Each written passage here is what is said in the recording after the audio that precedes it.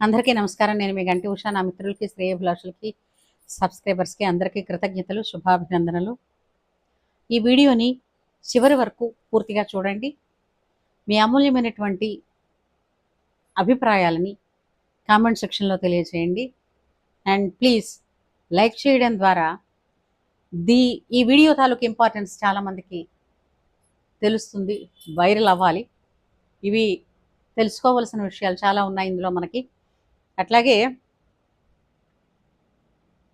ఈ ప్రతి వీడియోలోనూ కూడా నా వీడియోస్లో, నా ఛానల్లో ఉషా మయూఖం అనే ఛానల్ ఉన్నదే మీకోసం, మన కోసం. ఇందులో జనహితవు, సమాజహితవు వెరసి ఎప్పుడూ ఉపయుక్తమైనటువంటి విషయాలే ఉంటాయి. కాబట్టి ఆ విషయాలు ఎప్పటికప్పుడు మీకు వెంటనే చేరాలి అని అంటే వెంటనే సబ్స్క్రైబ్ బటన్ నొక్కి పెట్టేయండి. దాంతో వెంటనే మీ దగ్గరికి వస్తాయి. సరేనా? సరే. నిర్లక్ష్యాన్ని మించినటువంటి నేరం కానీ, క్రూరం కానీ లేదు. నిర్లక్ష్యం అనే పాపానికి ప్రాయశ్చిత్తం లేదు అని నేను అంటాను. మీరేమంటారు? ఎందుకంటే నిర్లక్ష్యం ఖరీదు కొన్ని ప్రాణాలు. ఆస్తి నష్టం జరిగినప్పటికీ కూడా ఆస్తులు మనిషి అంటూ ఉంటే, తా ఉంటే జగత్తు కలదు అని ఓ సామెత ఉంది. అలాగే తను ఉంటే కదా జగత్తు. ఆస్తులు మళ్ళీ సంపాదించుకోగలరు. ప్రాణం అదేం కొట్లో అమ్మేది కాదుగా వెళ్ళి తెచ్చుకోవడానికి. నేను దేని గురించి చెప్పాలనుకుంటున్నానా మీకు ఈ పాటికి అర్థమయ్యే ఉంటుంది. ఎందుకంటే ఇంకా కావేరీ బస్ యాక్సిడెంట్ గురించి కొన్ని గంటలైందేమో, ఇంకా ఇప్పటికి వాళ్ళందరూ కూడా ఏదో ఇంకా తప్పదు ఈ లోటు, ఈ భారీ లోటు అని అనుకుంటూ జీవన విధానంలోకి వస్తున్నారో లేదో, నిండా వారం రోజులు అవ్వలేదు చేవెళ్ల బస్ యాక్సిడెంట్ గురించి తెలుస్తుంది. నాకు తెలియగలుగుతానండి, ఇవి ప్రయాణ వాహనాలా లేదా మృత్యు శకటాలా? మీకు కూడా అడగాలని అనిపిస్తుందని నాకు అర్థమవుతుంది. అవునా కాదా? మనకి చాలామంది ఏంటంటే ఫెసిలిటీగా ఫ్రీ బస్ ఇచ్చామంటున్నారు. ఫ్రీ బస్ వద్దు. ఫ్రీ బస్ ఎందుకండి? క్షేమంగా 100% క్షేమంగా తీసుకెళ్లే బస్సులు ఉన్నాయా? ఎందుకంటే రవాణా శాఖలో జరిగేటటువంటి అంటే అవకాశాలు చాలా ఎక్కువ. జరిగే కరప్షన్ అంతా ఇంత కాదు. ముంచేతి కంకణానికి అర్థం ఎందుకు? తర్వాత రోజు వెళ్ళొస్తున్న బస్సే కదా, ఏ పాట ఆ చిన్నదే కదా, ఈసారి నువ్వు ఈ ట్రిప్ వెళ్ళి వచ్చిన తర్వాత దాన్ని ఒకసారి మెకానిక్కి చూపిద్దాంలే అని యాజమాన్యం అనుకుంటూ ఉంటుంది. ఆ చిన్న ధోరణి ఏదైతే ఉందో అదే పెను ప్రమాదాలకి ట్రిగ్గర్ అయిపోతుంది. కాకి వాలింది పండు పండింది అన్నట్టుగా, పండు ఆరముగ్గి ఉంది, దాన్ని ఆ కొమ్మ మీద కాకి వాలింది, ఏమిటైంది? పండు రాలిపోయింది కిందకి. ఆ కాకి తప్ప, ఈ కొమ్మ పట్టు లూజుగా ఉండడం దాని తప్ప. అలాగా ఈ బస్సులు, ప్రత్యేకించి బస్సుల్లో ప్రయాణం అంటే మనం తెలుసుకోవాల్సినవి లేవా? ఎప్పటికప్పుడు అంటే చూసారా, ఫ్లైట్ వచ్చినప్పుడు తిరిగి వెళ్ళేటప్పుడు మళ్ళా దానికి టెక్నికల్ ఫిట్నెస్ అన్నది చూస్తూ ఉంటారు. అవునా కాదా?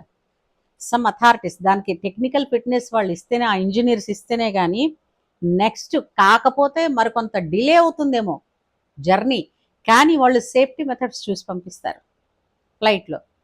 అలా అవుతున్నప్పటికీ కూడా జరుగుతున్న నిర్లక్ష్యాలు ఉన్నాయి, నేను కాదంటం లేదు. కానీ చెప్తున్నాను, మన వంతు మనం అన్ని ప్రొటెక్షన్స్ తీసుకున్న మీదట కూడా జరిగింది అని అంటే కర్మ. కానీ మన చేతిలో ఉన్నవి మనం చేయకుండా దైవ ఘటన లా ఉన్నది. అందరికీ కాలం తీరిపోయి ఆ బస్సు ఎక్కారు, అందుకే ఎక్కడ జరగాల్సింది అక్కడ పోయి అని ఇలాంటి చేత కాని మెట్ట వేదాంతం కబుర్లు చెప్పద్దు.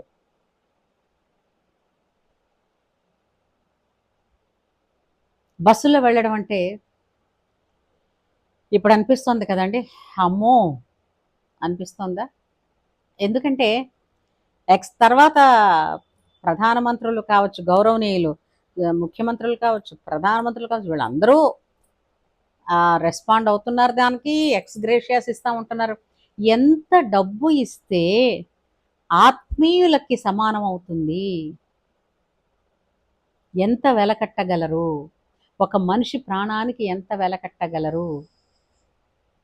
ఆ ఆత్మీయతకి, వాళ్ళ ఇంట్లో ఉండి పలికే మాటలు, ఆ కబుర్లు, వాళ్ళతో ఉండే బాంధవ్యం, ఈ తీపి గుర్తులు మర్చిపోగలరా? ఆ ముగ్గురు ఆడపిల్లల్ని కోల్పోయిన తండ్రి ఏడుపు వింటే గుండె చెరువైపోయిన తల్లి ఉంటుందండి ఎక్కడైనా? ముగ్గురు పిల్లలండి. ఇలాంటిది ఎక్కడైనా జరుగుతాయా చెప్పండి? ఇందుకే కదూ మనం గుడ్డెద్దు చేల్లో పడ్డట్టుగా ఏది కంఫర్ట్ ఉన్న బస్సు అని అనుకుని ఇంకా స్లీపర్లో ఏసీలో ఇన్ని చూస్తున్నాం. కంఫర్ట్స్ కాదండి బాబు, సేఫ్టీ చూడండి. మొత్తుకుంటున్నాం. కంఫర్ట్స్, ఒక్క రాత్రి ప్రయాణానికి కంఫర్ట్ లేకపోతే నష్టం లేదండి, ఇంటికి వచ్చి పడుకుంటాం హాయిగా. కానీ సేఫ్టీగా తీసుకెళ్లే బస్సు అండి, సేఫ్టీగా ప్రయాణం చేయాలండి. అలాగ వెళ్ళేదాన్ని చూసుకోవాలి. దానికోసం అంటే అందరూ టికెట్లు తీసుకుంటున్నారు కదా, మనం తీసేసుకుందాం, బుక్ చేసేసుకుందాం. కాదండి, దీనికి ఈ టెక్నికల్గా దీని ఫిట్నెస్ ఎప్పుడు చేయించారు? ఎన్నాళ్ళ క్రితం చేయించారు? మళ్ళీ ఇప్పుడు దాని ఫిట్నెస్ ఎలా ఉంది? ఇన్ని గంటల సేపు ఇది జర్నీ చేయాలి అని అంటే మీరు ఏమిటేమిటి క్యారీ చేస్తున్నారు? మళ్ళా కిందన కార్గోలు ఎనీ ఫ్లామబుల్స్ ఉన్నాయా? అంటే మనం అడిగితే సహజంగా మనందరికీ ఉండేది ఏంటంటే, మనం అడిగితే వాళ్ళు ఏమనుకుంటారు? ఏమనుకుంటే మాత్రం ఏమిటి, మన ప్రాణం కన్నానా అది? ఎప్పుడైనా ఒకటి గుర్తుపెట్టుకోండి, మనం అడగడానికి భయపడతాం, ఏమనుకుంటారో అని మొహమాట పడిపోతాం. ఈ రెండింటి వల్లేనండి పెను ప్రమాదాలన్నీ కొట్టుకొస్తున్నాయి మనకి. ఎందుకంటే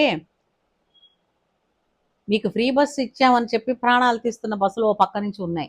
అంటే అది ఏ రాష్ట్రం, ఇప్పుడు ఎక్కడి నుంచి బస్సు ఏమిటి అన్నది పక్కన పెడదామండి, ప్రాణ నష్టం జరుగుతోంది కదా. వెనకటికి ఎవడో అన్నాడట, ఏమిటది, కుడి చెంప కొట్టారు అని. కుడా ఎడమా ఏమిటి, చెంప పగల కొట్టారా లేదా? అవునా? దెబ్బ ఎవడికి తెలియదు, అడిగే కదా. అలాగా ఎక్కడి బస్సు, ఏ బస్సు అయితేనేంటి ప్రాణాలని హరించిన బస్సా కాదా అది? అసలు రోడ్డు మీదకి వెళుతున్నప్పుడు ఏ వెహికల్కైనా సెన్స్ వద్దా? అంటే ఎవరంటారు దానికి, ఒంటి మీద స్పృహ ఉండదా? రోడ్డు ఏమన్నా అత్తారింటి సొమ్మ ఇష్టం వచ్చినట్టుగా వెళ్ళడానికి? అలాగే కదా ప్రతివాడు అనుకుంటున్నాడు. ఇప్పుడు మనం ట్యాక్సుల బోర్డు కడుతున్నాం. ఒక విషయం చెప్తున్నా, ట్యాక్సులు ఎవరు కడుతున్నారనండి? మధ్యతరగతి వాళ్ళు ఎక్కువ కడతారు. ఆ పెద్ద పై వాళ్ళకి కూడా వాళ్ళకి ట్యాక్సుల్లో వెసులుబాట్లు చాలా ఉంటాయి. ఈ కింద వాడికి అసలు కట్టాల్సిన పనే లేదు. మధ్యలో అన్నింటికి దొరికేదెవరు? రూల్స్కి, ట్యాక్సులకి దొరికేదెవడు? మనము మధ్యతరగతి వాళ్ళం.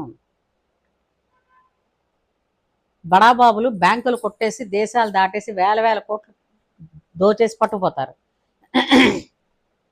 ఆ సొమ్ము మధ్యతరగతి వాళ్ళందరి మీద ఇల్లి, మీరు క్రెడిట్ కార్డు వాడారు లేదా డెబిట్ కార్డు వాడారు, కార్డు వాడినందుకు ఇంత, అదేంటిది, కార్డు మీరు మెయింటైన్ చేస్తున్నందుకు మీకు మేము మెసేజ్లు ఇస్తున్నందుకు ఇంత అని 1,00,000 పేర్లు చెప్పి పైసా పైసా పైసా చొప్పున మరి ఇంతమంది మీద పైసలు కొట్టేస్తే వచ్చేది మళ్ళీ బ్యాంకులు యథాప్రకారం నిండిపోవడమే కదా.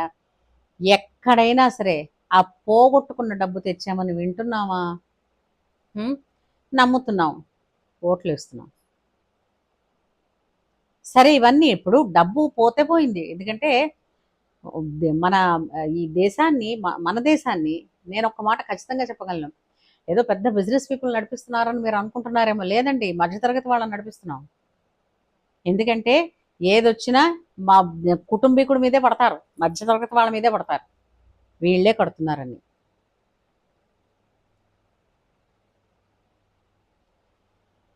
ఇలా మనం కడుతున్న వాళ్ళం అడగడానికి ఏం మనకి ఫ్రీ బస్సులు కాదండి, ఫిట్నెస్ ఉన్నది బస్సు. టెక్నికల్గా ఫిట్నెస్ ఉందా లేదా, ప్రతి బస్సుకి అంటే లార్జర్గా ఇన్ని గంటలు జర్నీ చేసి వచ్చిన తర్వాత ఆ బస్సుకి తిరిగి టెక్నికల్గా ఫిట్నెస్ ఉంది అని అన్నది ఒక సర్టిఫై చెయ్యకపోతే ఆ బస్సును మళ్ళీ రోడ్డు మీద వదలకూడదు అని చెప్పండి. ప్రైవేట్ యాజమాన్యం బస్సులు తీసుకున్నప్పుడు టైము సేవ్ అవుతుంది, తొందరగా వెళ్ళగలుగుతున్నారు అని అంటున్నారు. టైం ఏమిటి, లైఫ్లో అసలు సేవే సేవ్. 100 ఏళ్ళు బతకాల్సిన వాడు 20 ఏళ్ళకు 25 ఏళ్ళకు 30 ఏళ్ళకు పోతే ఆ టైం అంతా సేవ్ అయిపోయినట్టుగా. ఏమైనా మతుందా? ఆలోచించండి. ఫస్ట్ ఆస్తులు పెంచడం కన్నా ప్రాణం మిన్న. మాకు ఈ ఫ్రీ కన్నా మనిషి ప్రాణం మిన్న, అది విలువైనది. మాకు ఫ్రీలు ఇవ్వక్కర్లేదు, సేఫ్టీగా ఉండేటటువంటి వెహికల్స్ ఇవ్వండి, దానికోసం ₹1 తీసుకోండి, నష్టం లేదు. ఆ తర్వాత మనుషులు పోగొట్టుకుని ఎక్స్గ్రేషియాలు పట్టుకుని ఏం చేస్తారండి? ఏం చేస్తారు? ఎన్ని ఎక్స్గ్రేషియాలు ఇస్తే మాత్రం, ఎన్ని ఓదార్పు కబుర్లు చెప్తే మాత్రం, ఎన్ని చేస్తే తిరిగి మళ్ళీ ఆ ప్రాణం నిండుగా వస్తుంది? రాదు. కాబట్టి ఇట్లాంటి విషయాల్లో prevention is better than cure అని అంటారు కదా, అలాగా బస్సు టికెట్ తీసుకుంటున్నప్పుడు గుడ్డెద్దు చేల్లో పడ్డట్టు బుక్ చేసేసుకున్నాం, ఏసీ స్లీపర్ బుక్ చేసుకున్నాం. వీలైతే చెప్తున్నా, కంఫర్ట్స్ ఎంత తక్కువగా ఉంటాయో కొన్ని బస్సులు, ఆ బస్సుల్ని బుక్ చేసుకోవడం వల్ల ఏంటంటే కొంచెం క్షేమంగా తీసుకెళ్తాయి, ఎందుకంటే వాళ్ళకి బిజినెస్ కావాలి కాబట్టి. అంతేగాని మేము సూపర్ లగ్జరీ కంఫర్ట్స్ ఇస్తున్నాం, ఎవరి కోసం రారు మా బస్సులు బుక్ చేసుకోరని కూర్చుంటారు చూడండి. వాళ్ళు ట్రాన్స్పోర్ట్కి వెహికల్ని తీసుకెళ్ళడానికి 100% ఫిట్నెస్ ఉందా లేదా అన్నది చిన్న నిర్లక్ష్య ధోరణులు ఉపయోగిస్తారు. ఆ డ్రైవ్ చేసేవాడికి లైసెన్స్ ఉందా, లైసెన్స్ ఒక్కటే కాదు, ఎంత సేఫ్టీగా ఇంతవరకు డ్రైవ్ చేసినటువంటి రికార్డ్స్ ఉన్నాయి. ప్రతి డ్రైవర్ వెనకాతల ఈ రికార్డ్స్ కూడా చూడాల్సిన అవసరం మనకు ఉంది. ఆ ఎక్కే బస్సులో వెంటనే ఇప్పెటాల్ కీడెంచి మేలెంచమన్నారు కదండి. అయితే ఒక చోట కీడు తప్ప మేలు ఎంచడం అన్నది మర్చిపోతారు. ఆ ప్రతిదీ అని అతివృష్టి అనావృష్టి మన దగ్గర. ప్లీజ్ దయచేసి మాకు సేఫ్టీ కావాలి, సేఫ్టీగా ప్రయాణాలు కావాలి, క్షేమంగా వెళ్ళి లాభంగా రావాలి, అంతే తప్ప ఇతర కంఫర్ట్స్ పక్కన పెడదాం. ప్రాణాలతో వెళ్ళి ప్రాణాలతో ఇంటికి వస్తే సలక్షణంగా అదే 10,000 అన్నట్టుగా అయిపోతుంది ఇప్పుడు. కాబట్టి my dear friends, please please మనం ఎక్కే వాహనం, మనం బుక్ చేసుకున్నటువంటి వాహనం ఏదైతే ఉందో దానికి సేఫ్టీ మెథడ్స్ ఎంతవరకు వాళ్ళు ఫుల్ఫిల్ చేయగలిగారు, వాటి లైసెన్స్లు అవి ఎలా ఉన్నాయి, టెక్నికల్గా ఫిట్గా ఉందా లేదా, ఇవన్నీ తెలుసుకుని ఆ బస్ టికెట్ బుక్ చేసుకోవడం వలన ప్రాణాలతో ఉంటాం, హాయిగా ఉంటాం. ఒకరు చేసిన పని 10 మందికి కూడా ఉపయోగపడుతుంది. ఈసారి మన హక్కులు ఏవైతే ఉన్నాయో, ఏమిటి మనకున్న హక్కు? Till the end of our breath మనకి బతికే హక్కు ఉంది. ప్రజాస్వామ్య హక్కుల్లో మనిషికి ఉండే ప్రాథమిక హక్కులు ఏమిటి? చచ్చే వరకు ముందు బ్రతుకుండడం. ఆ బ్రతికే హక్కుని మన దగ్గర నుంచి ఇలాంటి చిన్న చిన్న నిర్లక్ష్యాలు లాక్కుని వెళ్ళిపోతా ఉంటే చూస్తూ కూర్చుంటామా? హక్కును సాధించుకోవద్దా? మన జాగ్రత్త మనమే చూసుకుందాం. ఏమంటారు? ఈ విషయం మీకు నచ్చితే వెంటనే లైక్ చేయండి, షేర్ చేయండి, తప్పకుండా ఇలాంటి విషయాల కోసం సబ్స్క్రైబ్ చేయండి. ఉంటాను.